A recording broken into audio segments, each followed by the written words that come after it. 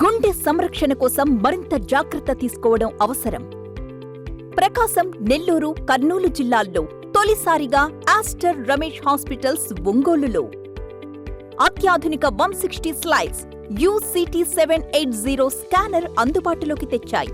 Computerised tomography, coronary angiography, CTCA దీనివల్ల సాధ్యమవుతుంది. CTCA పరీక్ష వల్ల గుండెకు రక్త సరఫరా చేసే కరోనరీ ఆర్టరీస్ కి జబ్బు చేసిందేమో తెలుసుకోవచ్చు. గుండెపోటు వస్తుందన్న దానికి అదే తొలి హెచ్చరిక. ఇతర పరీక్షలతో పోలిస్తే ఈ ఆధునిక పరీక్ష వల్ల ఎన్నో ఉపయోగాలున్నాయి. అసలు సమస్యని కరెక్ట్గా తెలుసుకుని తగిన వైద్యం చేసే వీలుంటుంది. గుండెకు సంబంధించిన ఏ సమస్య ఉన్నా ఆస్టర్ రమేష్ హాస్పిటల్స్ మీకు కొండంత అండా. మీరు పూర్తిగా విశ్వసించదగ్గ అత్యాధునిక ఆసుపత్రి ఇది. నమస్తే, పీనే న్యూస్ స్వాగతం. రాష్ట్రంలో కూటమి ప్రభుత్వం అధికారంలోకి రావడంతో పాటు ఒంగోలు ఎమ్మెల్యేగా దామచర్ల ఘన విజయం సాధించినందుకు తెలుగు మహిళల ఆధ్వర్యంలో పాపా కాలనీలో శ్రీ దుర్గా మల్లేశ్వర స్వామి దేవస్థానంలో ప్రత్యేక పూజలు నిర్వహించారు. 101 కొబ్బరికాయలు కొట్టి మొక్కు తీర్చుకున్నారు. ఈ కార్యక్రమంలో కొక్కిలిగడ్డ లక్ష్మి, AMC మాజీ చైర్మన్ కామిపల్లి శ్రీనివాసరావు. కూటమి ఘన విజయం సాధించిన సందర్భంగా పాపా కాలనీలో మా సోదరి కొక్కిలిగడ్డ లక్ష్మి ఆధ్వర్యంలో దుర్గా మల్లేశ్వర స్వామి టెంపుల్లో ఈరోజు 108 కొబ్బరికాయలతోటి కొట్టడం, తర్వాత అభిషేక కార్యక్రమం నిర్వహించడం చాలా సంతోషం. రాబోయే రోజుల్లో ఈ రాష్ట్ర ప్రజలకు చంద్రబాబు నాయుడు గారు, పవన్ కళ్యాణ్ గారి నాయకత్వంలో సుభిక్షమైన పరిపాలన అందించి ప్రజల మన్ననలు పొంది ఈ నిరంకుశ పాలన అంతమొందించిన ప్రజలందరికీ కూడా శుభాకాంక్షలు తెలియజేసుకుంటూ రాబోయే ప్రజాప్రభుత్వం ప్రజలకి మేలు జరిగే విధంగా ప్రభుత్వం పనిచేస్తుందని చెప్పి తెలియజేసుకుంటున్నాను. అందరికీ నమస్తే అండి. పాపా కాలనీ 3వ డివిజను శ్రీ దుర్గా మల్లికార్జున ఆలయం. ఎప్పటి నుంచో అన్న ఫుల్ మెజార్టీతో గెలవాలని దామచలం జనార్దన్ గురించి 108 టెంకాయలు కొట్టించి పూజలు చేపిస్తున్నాం. పైన చంద్రబాబు నాయుడు, కింద ఇక్కడ దామచలం జనార్దన్ అన్న రావాలని మనస్ఫూర్తిగా కోరుకొని ఫుల్ మెజార్టీతో రావాలని మొక్కు తీర్చుకున్నాము. ఇలాగే కొనసాగాలని, అన్న మంచి మెజార్టీతోటి ఎప్పటికీ బాగుండాలని కోరుకొని మంత్రిగా కూడా అవ్వాలి, మినిస్టర్ అవ్వాలి, అదే మా కోరిక. బాగా విజయంతో సాధించాలని చెప్పని మేము ఇక్కడ మొక్కు తీర్చుకున్నాం. అందరం మన పార్టీ వాళ్ళని ఇక్కడ 3వ డివిజన్లో పాపా కాలనీలో అందరినీ మన పార్టీ వాళ్ళని మొత్తం అందరం కలిసి విజయంగా మేము కొనసాగించాం. 108 టెంకాయలు కొట్టి మొక్కు. వైసీపీ ప్రభుత్వ హయాంలో అనేక సంక్షేమ పథకాలు అందించాం, అయినా ఓడిపోయాం. వైసీపీ ఓటమి గల కారణాలను సమీక్షించినట్లు మేయర్ గంగాడ సుజాత తెలిపారు. వారి నివాసంలో భవిష్యత్ కార్యాచరణ ప్రణాళికపై చర్చ నిర్వహించినట్టు తెలిపారు.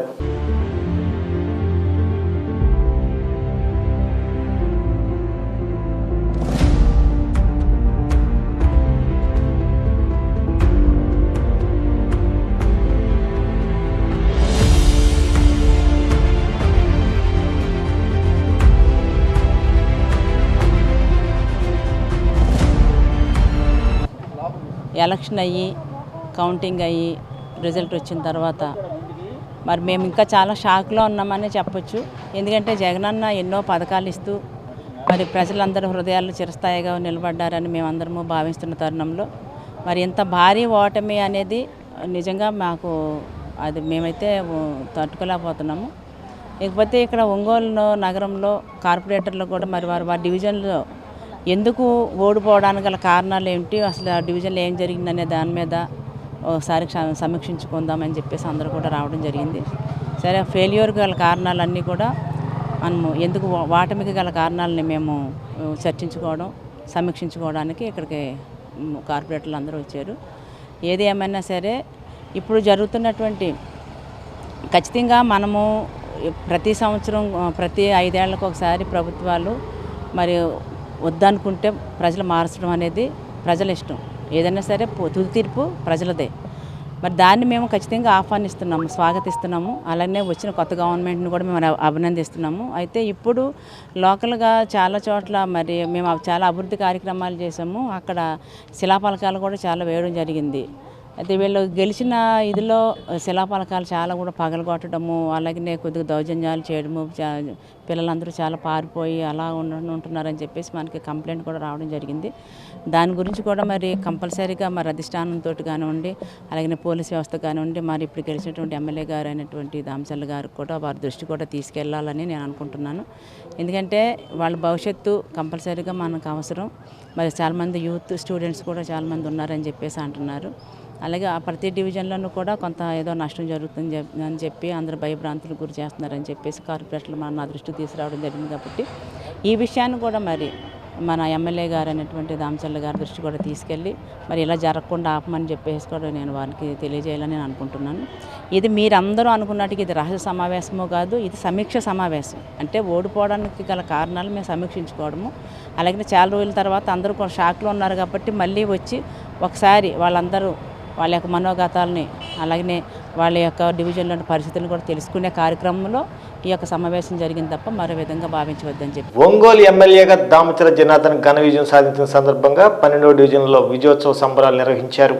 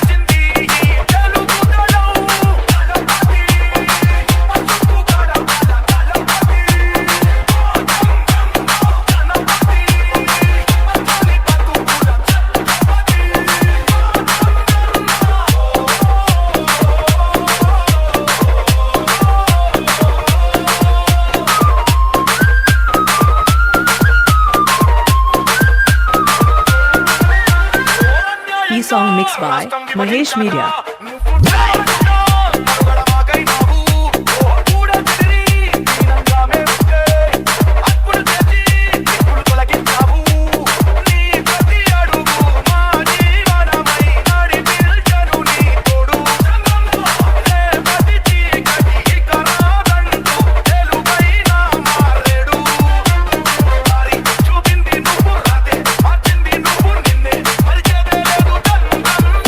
Song mixed by Mahesh Media.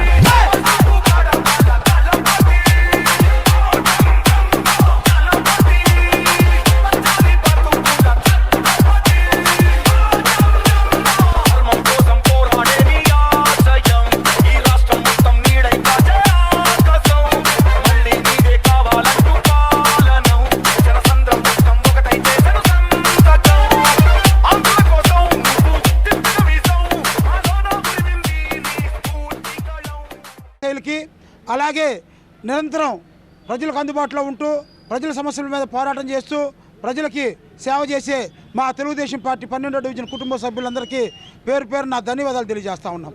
ఇకపోతే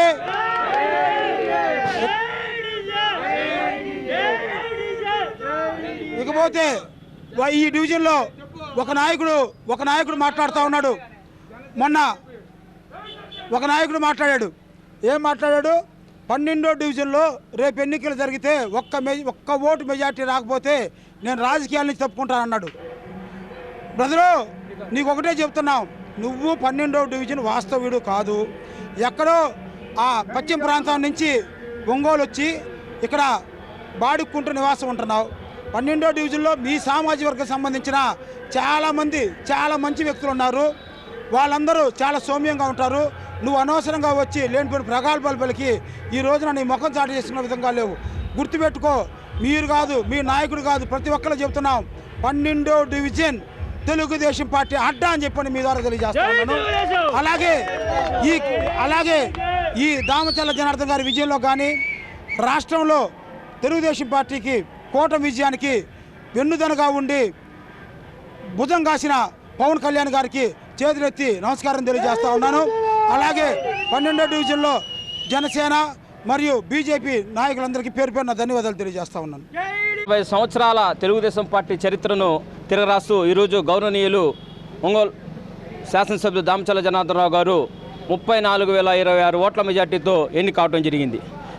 దీనికి సహకరించిన ఒంగోలు నగర ప్రజలందరికీ మరియు తెలుగుదేశం పార్టీ కార్యకర్తలకి నిరంతరం పనిచేసినటువంటి తెలుగుదేశం కార్యకర్తలకి నా హృదయపూర్వకంగా ధన్యవాదాలు తెలియజేస్తుంటూ, అదేవిధంగా ఈ డివిజన్లో 12వ డివిజన్లో మరొకసారి తెలుగుదేశం పార్టీ అడ్డాగా నిరూపితమైనది. అక్షరాల 1000 ఓట్ల పైగా మెజార్టీని అందించిన ఘనత ఈ తెలుగుదేశం పార్టీ కార్యకర్తలకు మరియు నాయకులకు దక్కిందని సగౌరవంగా తెలియజేస్తున్నాను.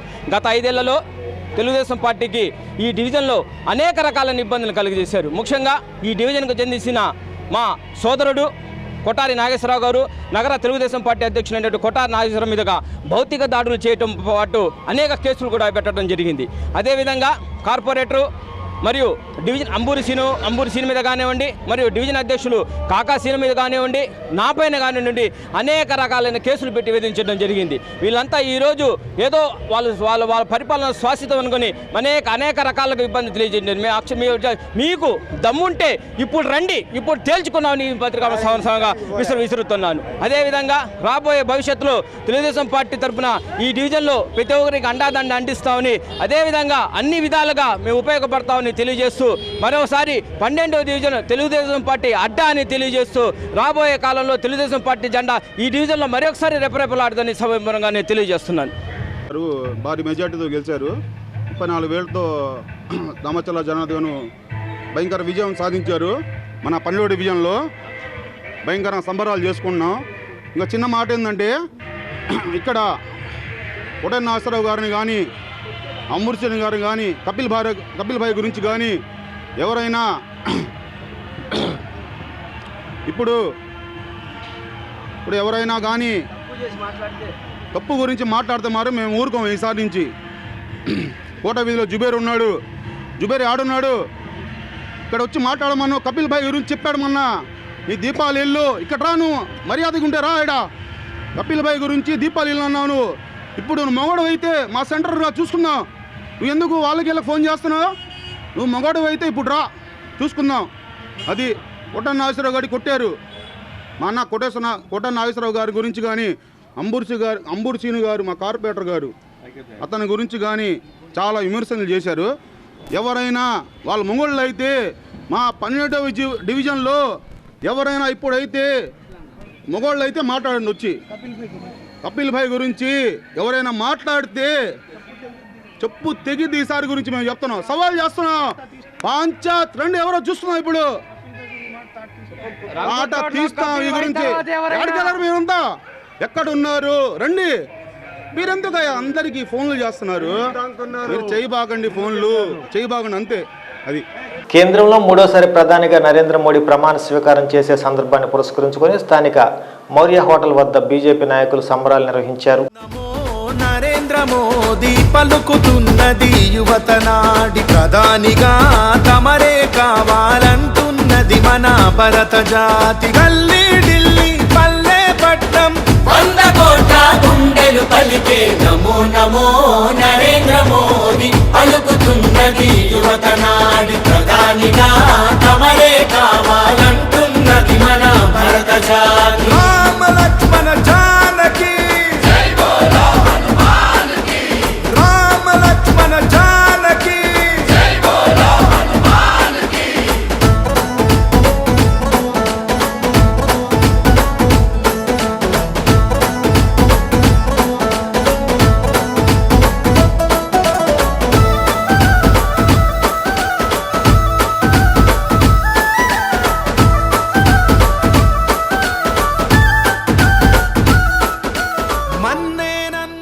నాయకత్వంలో మూడవసారి సక్సెస్ఫుల్గా ఎన్డీఏ గవర్నమెంట్ రావటం అనేది రాష్ట్రానికి, దేశానికి శుభపరిణామము. మనం ఎప్పటి నుంచో కోరుకుంటున్నాము. ఈ ఆంధ్రప్రదేశ్లో ముఖ్యంగా జగన్మోహన్ రెడ్డి గవర్నమెంట్ని పూకటి వేళ్లతో పెగిటేందుకు జరిగింది. అది నరేంద్ర మోడీ నాయకత్వంలో ఎన్డీఏ మాత్రమే చేయగలిగింది. ఈ ముందు కూడా మన క్యాపిటల్ లేకపోవటం వల్ల, తర్వాత పోలవరం కానీ అన్ని అభివృద్ధి కుంటుపడిపోయింది. డబుల్ ఇంజిన్ సర్కార్ రావటం వల్ల ముందు ముందు మన ఆంధ్రప్రదేశ్కి మంచి శుభపరిణామం జరుగుతుందని, అదేవిధంగా దేశంలో ప్రపంచంలో మంది అగ్రగామి దేశంగా కావటానికి ఎన్డీఏ సర్కారు కంపల్సరిగా అవసరమైంది. దాన్ని ప్రజలు గమనించారు. అందుకే మూడోసారి కూడా అప్పుడెప్పుడో 1952లో 62లో నెహ్రూ గారు 3 సార్లు వరుసగా సక్సెస్ఫుల్గా గవర్నమెంట్ ఫామ్ చేశారు. ఇప్పుడు ఆ తర్వాత నేటి నరేంద్ర మోడీ మాత్రమే ఫామ్ చేయగలిగారు. ముందు ముందు కూడా నరేంద్ర మోడీ నాయకత్వంలో మన దేశం ఆర్థికంగా, సాంస్కృతికంగా అన్ని విధాల ముందు రోజు నరేంద్ర మోడీ వచ్చిన తర్వాత మొదటి 5 ఏళ్లలో నరేంద్ర మోడీ అంటే ఏమిటో ప్రపంచానికి తెలియజేశారు. రెండవ 5 ఏళ్లలో భారతదేశాన్ని అద్భుతమైనటువంటి అన్ని రకాలుగా అభివృద్ధి చేయడం జరిగింది. అనేక రోడ్లు, కొన్ని రకాల కొత్త రైళ్లు, అనేక ఇండస్ట్రీసు, ఎయిర్పోర్ట్సు, ఇట్లా ప్రపంచం మొత్తం ఆశ్చర్యపరిచే పద్ధతిలో భారతదేశాన్ని అభివృద్ధి చేయడం జరిగింది. ఇక 3వ టర్మ్లో ఆయన 100 రోజుల ప్రణాళిక ఆల్రెడీ తయారు చేసి పెట్టుకున్నారు. ఇంకా చాలా ఉజ్వలమైన భవిష్యత్తుకు ఆయన పునాదులు వేయబోతూ ఉన్నారు. కాబట్టి ప్రపంచం అంతా కూడా ఈ రోజున భారతదేశం యొక్క అభివృద్ధిని చూస్తూ ఆశ్చర్యపడుతున్న సమయంలో ఈ ఎన్డీఏ ప్రభుత్వం ఇవాళ 3వసారి ప్రమాణ స్వీకారం చేయటం మనందరం కూడా చాలా ఆనందించవలసిన విషయం. ముఖ్యంగా ఆంధ్రప్రదేశ్ విషయానికి వచ్చినట్లయితే గతంలో ఉన్నటువంటి చిన్న చిన్న స్పర్ధలన్నింటినీ కూడా పక్కన పెట్టి ఇవాళ నరేంద్ర మోడీ గారు, చంద్రబాబు నాయుడు గారు, అలాగే పవన్ కళ్యాణ్ గారు చాలా మంచి సుహృద్భావ వాతావరణంలో ఈ రకంగా ప్రమాణ స్వీకారం చేసి ఆంధ్రప్రదేశ్ యొక్క అభివృద్ధిని, గత 5 ఏళ్లుగా దాదాపు మూలబడ్డటువంటి అభివృద్ధిని మరొకసారి అద్భుతమైన ప్రగతి సాధించడానికి ఇది చాలా మంచి పరిణామం అవుతుందని చెప్పేసి మనం అందరం భావిస్తున్నాం. ప్రజలంతా కూడాను ఎవరిళ్లలో వాళ్ళ పండగలాగా చేసుకుంటూ ఉన్నారు. కారణం ఏమిటంటే ఇందులో పార్టీలతో సంబంధం లేకుండా మా రాష్ట్రం అభివృద్ధి చెందుతుందని చెప్పేసి ముఖ్యంగా ఆంధ్రప్రదేశ్ అయితే చెప్పారో ఆ యొక్క సంక్షేమ పథకాలన్నీ కూడా ఈ 5 సంవత్సరాల్లో చేసి చూపించడం జరిగింది. గత 10 సంవత్సరాల్లో 370 ఆర్టికల్ రద్దు కాడి నుంచి, జీఎస్టీ దగ్గర నుంచి, నోట్ల రద్దు దగ్గర నుంచి, అయోధ్యలో రామ మందిరం కట్టిని కూడా చేసి చూపించిన తర్వాత, ట్రిపుల్ తలాక్ అనేది ఇచ్చిన తర్వాత ముస్లిం మహిళలు అందరూ కూడా ఈ దేశంలో నరేంద్ర మోడీ గారిని చాలా గొప్ప దేవుళ్లాగా చూస్తున్నారు. ఇది కూడా శుభపరిణామం. అదేవిధంగా కాంగ్రెస్ ప్రభుత్వం ఈ దేశ ప్రజలను మభ్యపెట్టడం కోసం, ఎస్సీ, ఎస్టీ, బీసీ మైనార్టీలని మభ్యపెట్టడం కోసం మల్లికార్జున జాతీయ అధ్యక్షుడిని చేసింది. కానీ వారికి చిత్తశుద్ధి లేదని చెప్పి ఈ సందర్భంగా చెప్తున్నాం. ఏదైతే ఒక బీసీ వ్యక్తి నరేంద్ర మోడీ ఈ దేశ ప్రధాని అయ్యారో వాళ్ళు చెప్పిందే చేసి చూపించారు. దీన్ని కూడా ప్రజలు నమ్మి ఈ దేశంలో ఉన్నటువంటి బీసీ, ఎస్సీ, ఎస్టీ, మైనార్టీ వర్గాలు కూడా కేంద్రంలో ఉన్నటువంటి భారతీయ జనతా పార్టీని నమ్మి ఓట్లేశారు. అదేవిధంగా ఈ రాష్ట్రంలోకి వచ్చేసరికి గత 5 సంవత్సరాల ప్రభుత్వ పాలన చూస్తే ఎక్కడ చూసినా ఇసుక మాఫియా, గంజాయి బ్యాచీలు ఎక్కువైపోయినాయి. ఈ రాష్ట్ర ప్రజలు చూసి తీర్పిచ్చారు. ఇప్పటికి కూడా కొంతమంది వైసీపీ నాయకులు. ఈ వార్త ఇంతటితో సమాప్తం. నమస్కారం. డబ్బులు నేను ఇస్తాను. ఆహా, ఇప్పుడు ఇలా దాచుకోవాల్సిన అవసరం లేదు. అవునా? మరి Malabar golden diamonds golden Bloom plan తో మీ సౌకర్యానికి తగ్గట్టుగా ప్రతి నెలా చెల్లించొచ్చు. 11 నెలల తర్వాత అంతవరకు మీరు జమ చేసుకున్న డబ్బుతో బంగారం తీసుకోవచ్చు. 18% వరకు తరుగు ఛార్జీలు చెల్లించాల్సిన అవసరం కూడా లేదు. మరి ఇప్పుడు ఏం చేద్దాం? అంకుల్, ఒక గోల్డెన్ బ్లూమ్ ప్యాక్ చేయండి. నా కుటుంబం, నా సంబరం, నా మలబార్.